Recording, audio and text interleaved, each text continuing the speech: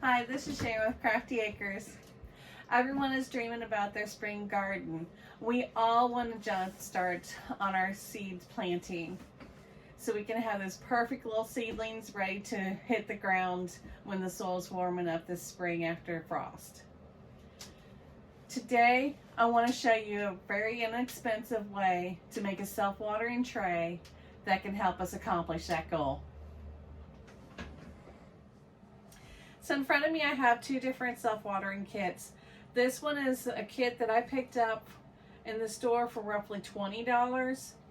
And then this one is the self-watering kit that I made for right around $5.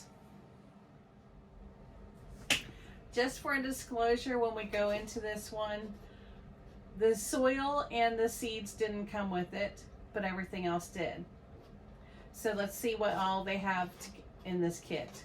It came with the dome, the plastic dome like normal. It had a tray. It has 72 slots to put your seeds in. I went ahead and planted these up earlier.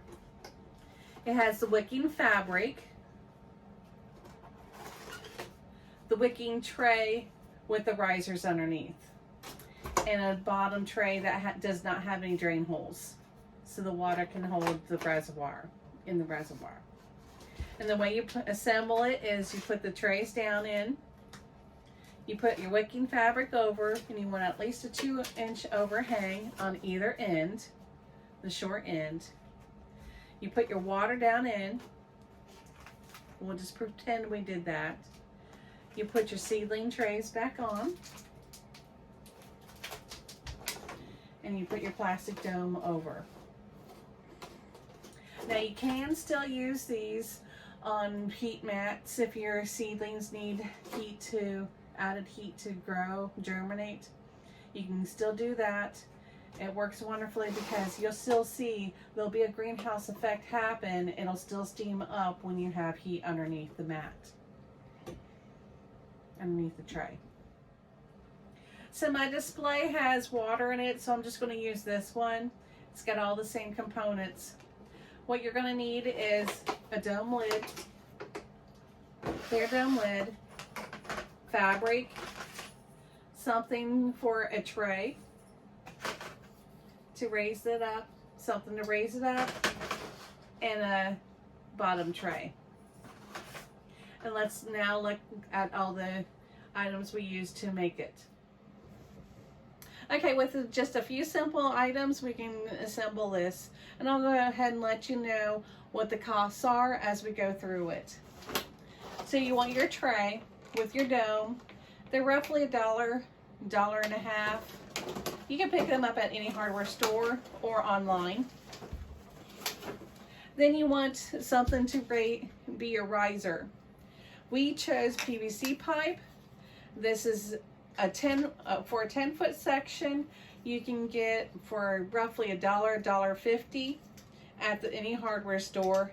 And we cut them in 3-4 inch lengths. You'll want 4 of those in your tray.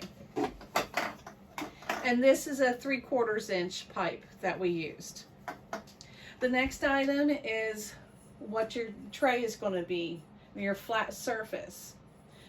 We chose a light fixture grid panel. It's a 2x4 panel.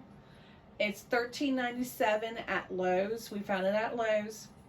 It's just like what you have in this workshop, only this one's a solid one with a texture to it. And we wanted the one with the holes because it's going to be easier for us to cut. And the way we did that is we just took a piece and we marked it off smaller, making sure it was shorter on the ends so that the fabric has room to hang over. Onto the fabric is we want something that is 100% cotton, and I wanted something that didn't have a lot of pigment to it. So what I found at Walmart was diaper fabric. I figured if it's good enough to make baby diapers, then it's not going to have something with toxicity that could possibly wick up into the soil and have harm to your plants. So the fabric we found was $5 at Walmart. It's the baby diaper fabric. And I cut it off film, and I was able to get 12 pieces out of it.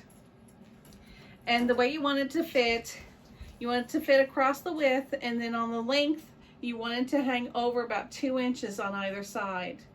And that should give it enough room to wick up the water across the material. So the hardest part is just cutting out your grid panel. And that's really not that hard. Just get a pair of side cutters.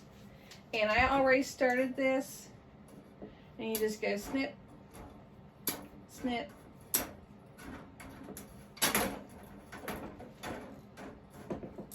I already pre-marked it.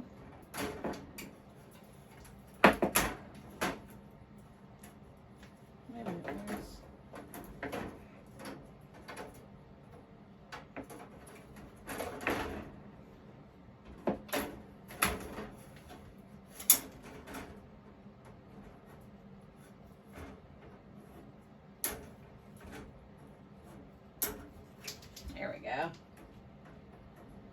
I already pre-marked it so that just for time's sake. There's your panel. So it's pretty simple, and I'll just go ahead and cut another one out. And you can use the spines. That's no big deal as part of the side. And you just cut along. Pretty simple. It takes a minute or two to cut one out.